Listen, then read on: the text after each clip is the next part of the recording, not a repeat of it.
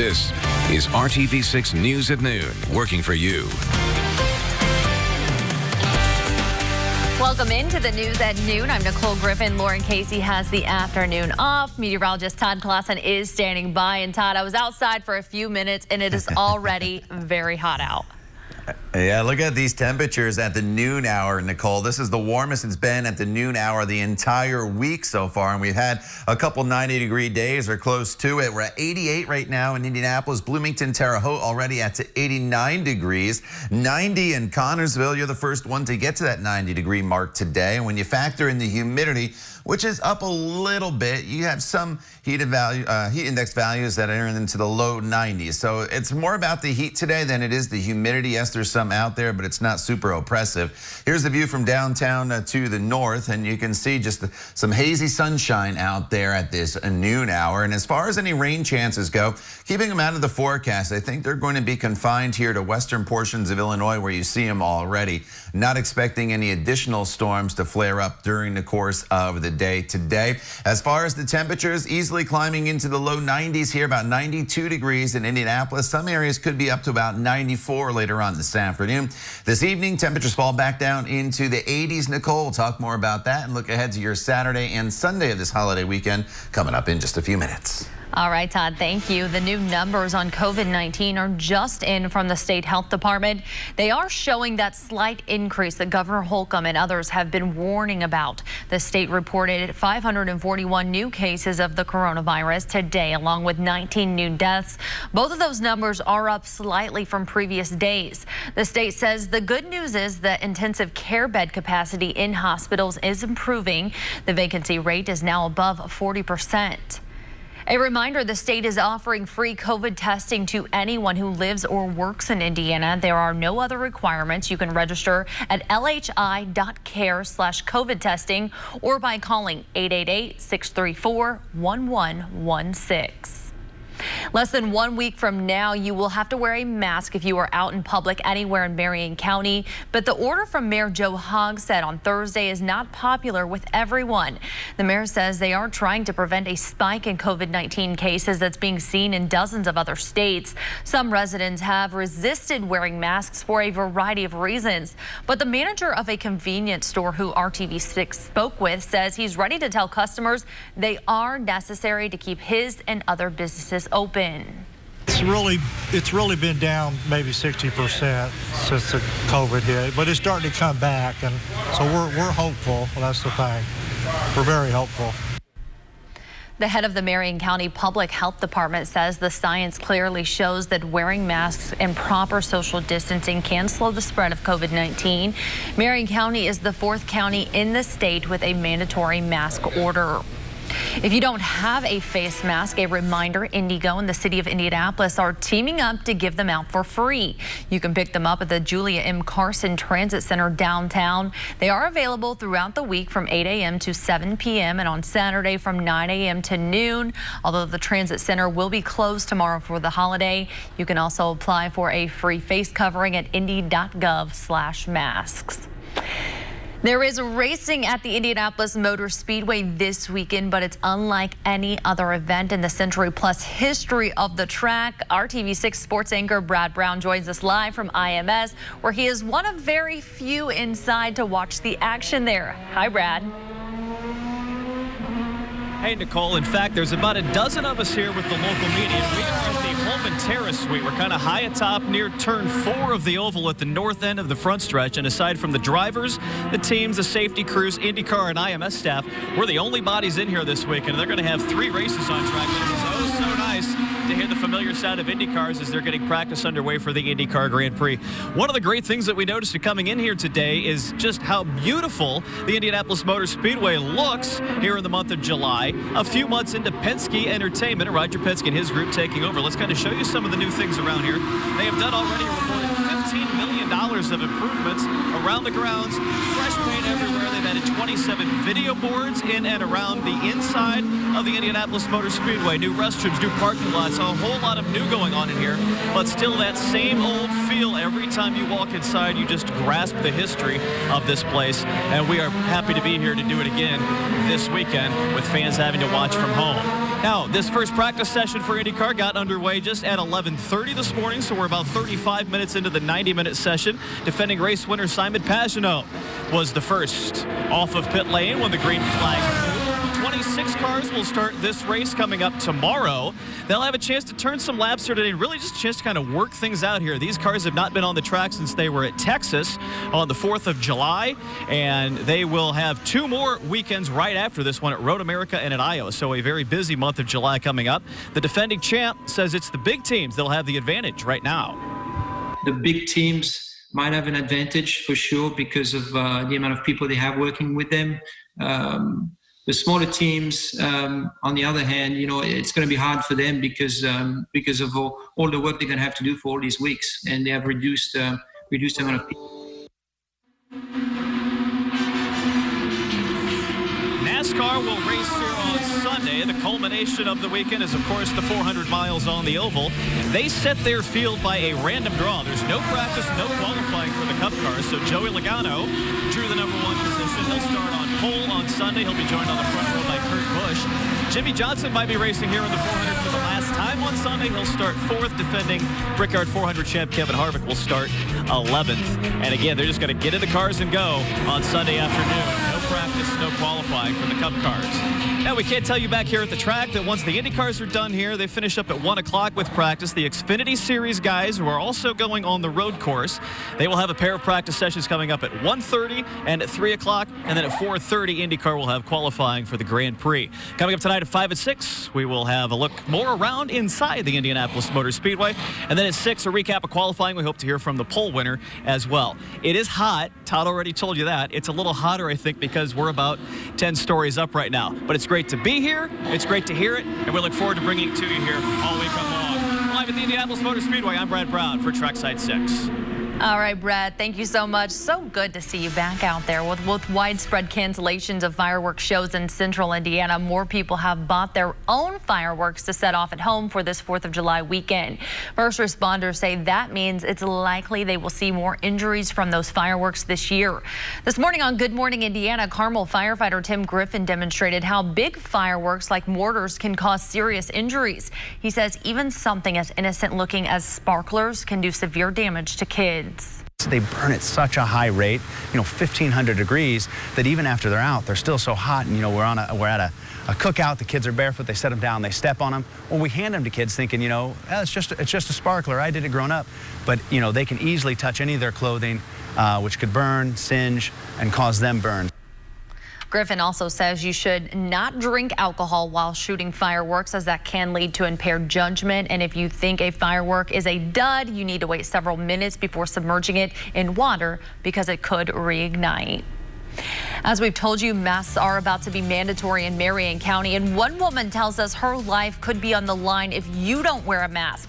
We'll show you why she is urging everyone to follow the new rule. Todd. And Nicole, it's all about the heat this holiday weekend, almost into the 90s already at this noon hour. And with this area of high pressure building in still, our temperatures actually go up in the coming days. We'll talk all about it in your Storm Team 6 forecast when the news at noon continues right here on RTV6. On ABC. My favorite show. I know that what my doctors tell me from IU is what I have to do. They're the experts. I wish more people would just listen to the doctors. That is the plea from a woman who says wearing a mask can mean the difference between life or death for someone like her. The plea is coming from double lung transplant recipient Nikki Foster. It comes as Marion County prepares to mandate masks starting July 9th. Our Cornelius Hocker is sharing her story and explains what her doctor is doing to try to protect patients like her and the simple way you can help too. If you were put into somebody's shoes that is my shoes, immune compromised, you would want people just to be nice, just for the courtesy of humanity, just to put a mask on. Nikki Foster feels that way because for almost 5 years, staying healthy has been her top priority so she can be around for her family. My youngest is 11. I was actually asked to help coach cheer for her this year, which is huge because I used to coach my middle daughter through cheer.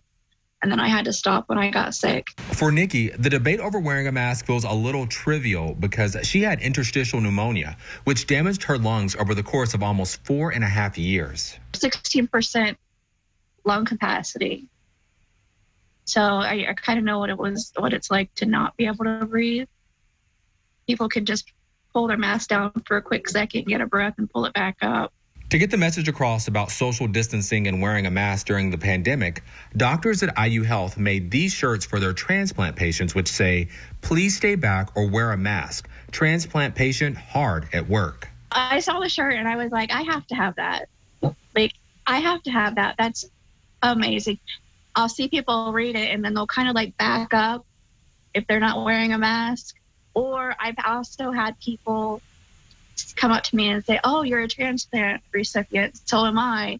Nikki tells me she hopes the shirt and her message get people thinking about how they can potentially save lives if they choose to wear a mask. This is temporary for most people. Most people, they'll get back to life and they'll get back to living without their mask once, this gets under control. But I'll never get back to not wearing a mask when I'm out. I'll always have it on. Working for you, Cornelius Hawker, RTV6. Cornelius, thank you. He was a weekly fixture here on RTV6 for 2 decades, but his career actually started before World War II.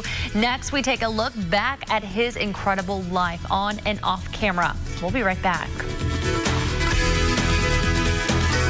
Bob's Bobopedic. Hugh Downs could do it all. He played guitar, he swam with the sharks, he flew planes, but most of all, Hugh Downs was simply there on our TVs more than anyone else. Hugh got into broadcasting simply because he needed a job to help support his parents, so he became an announcer at a tiny radio station in his home of Lima, Ohio. After service in World War II, Hugh went back to radio and made it to the big time, Chicago. This is Hugh Downs inviting you to be with us again next week for another in our series on the Negro in Democracy, Destination Freedom. WMAQ Radio was owned by NBC, and they put Hugh on their brand new TV station in Chicago. In Kukla, Fran, and Ollie. Yep, a puppet show. Good training for political interviews. For years, Hugh was the voice off camera. Then in 1957, he was brought on camera by Jack Paar, at the time the host of The Tonight Show on NBC. In 1960, Hugh got a lot more camera time than he bargained for after Jack quit the show. It was in protest of NBC censors editing out one of Jack's jokes without telling him. There must be a better way of making a living than this. Hugh hosted the show himself until Jack came back 25 days later.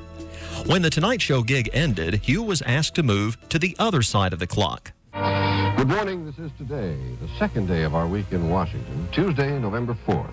The Today Show would also pair Hugh up with a very familiar partner. Today reporter Barbara Walters toured Manhattan last night. Here is her report. In something you would not see from a news host today, Hugh continued his side gig, game show host. And in something else we aren't supposed to do these days, Hugh was a master at selling you stuff. For example, the 69-cent 12-ounce bottle of Rexall milk with magnesia. In 1978, ABC News was trying out a brand new magazine show. Harold Hayes and Robert Hughes. I'm Hayes. And I'm Hughes. And they stunk. So, ABC News recruited Hugh Downs. Good evening. I'm Hugh Downs. Yeah, that's right. In the beginning, he did not say, "Good evening, I'm Hugh Downs, and this is 2020. The show would become synonymous with Hugh Downs until 1984, when 2020 would again pair him up with an icon. They'd be together until Hugh Downs retired in 1999. Well, he did sort of come out of retirement later. You saved those kids' lives, Mr. Downs. All in a day's work. Remember, if you ever need me, just blow this whistle or call John Stossel's cell phone. Hugh Downs away! What I said earlier about Hugh Downs being on TV more than anyone else, that was not a joke. He was in the Guinness Book of World Records for that achievement. Sadly, he lost the title to a fellow named Regis. Even more sadly, Hugh Downs is now gone. But perhaps it isn't as sad as we think. Not only did Hugh Downs live an incredible 99-year life, he chose to say goodbye in the year 2020. And that is 2020 for tonight. We thank you for joining us. Remember, we're in touch, so you be in touch. Ray Steele, RTV6.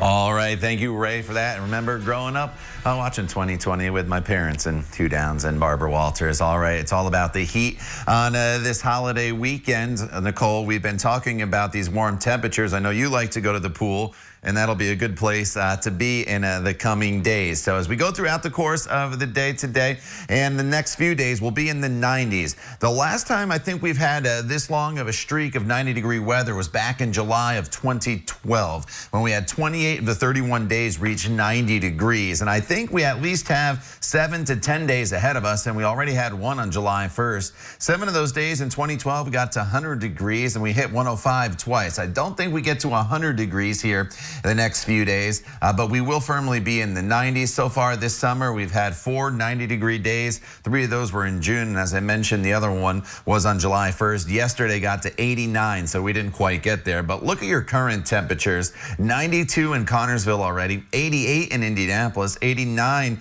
is the current temperature in Bloomington, as well as Terre Haute and Muncie, sitting at 88 degrees with lots of hazy sunshine out there. Just a few fair weather clouds as you look from downtown off to the north. Now, the dew points have been pretty low. It's been fairly comfortable here yesterday afternoon, this morning. They're going to start to creep up here late this evening and then eventually into the overnight hours. So we'll be talking about a bigger issue, I think, over your weekend with Saturday and Sunday in heat index values. As you can see on the satellite radar picture, those clouds just now starting to pop up, which is not a bad thing because sun can get behind those clouds and give us a little bit of shade from time to time. All the rain should stay off to our west today over towards the St. Louis area as those highs again climb into the low 90s for just about everybody. If you have plans this evening to fire up the grill or heading to a barbecue, or maybe you're heading out on the town for dinner or some outdoor seating, temperatures will be in the 80s throughout much of the evening with skies that'll be mostly sunny. Now, looking ahead in this forecast, a lot of fireworks celebrations canceled, but there's still some going on across central Indiana, and they're all occurring on different days. That's why I gave you the fireworks background for Saturday, Sunday, and Monday. Look at the temperatures. Tomorrow, low 90s. By Monday, we're up to the mid-90s, about 94 degrees. There could be a stray storm basically each day as we go into the course of the next couple days once we get past today, but it's just going to be spotty. Tuesday would probably be the better potential of maybe more widespread storm coverage across the area, but even then, it's not a great chance. As far as temperatures, you see it there. The next 7 days in the 90s. I'll probably keep the 90s in the forecast. We would extend this out even into next weekend as well. So buckle up. It is going to be a very, very hot stretch of weather for several days to maybe a couple weeks. The news at noon continues in just a few minutes right here on RTV6. 100 to Keller. Keller and Keller. There are many meme generators on the internet these days, but this one might be the most fun, especially if you're an old school video game fan. The website Death Generator may have an ominous name, but it was created by programmer Foon Turing for people to have fun with. All you have to do is find your favorite from a long list of classic games and plug in whatever message you'd like. You can then save your meme to where you can send it to someone or post it on social media. And Todd, I have a feeling they're all going to be about hot weather this weekend. I was trying to read what that said, Nicole. It said Todd Clausen has built something. I couldn't see with the banner on the side of the screen, but I remember Nitro. There you go. John Madden, come on, Nicole, give us some good news here, won't you? Well, I'm not giving you the best news. Temperatures in the 90s here for the next 7 days. Make sure you drink plenty of water, Nicole. All right, Todd, thank you. And thank you so much for joining us. The news at 5 is later this afternoon. Have a good day.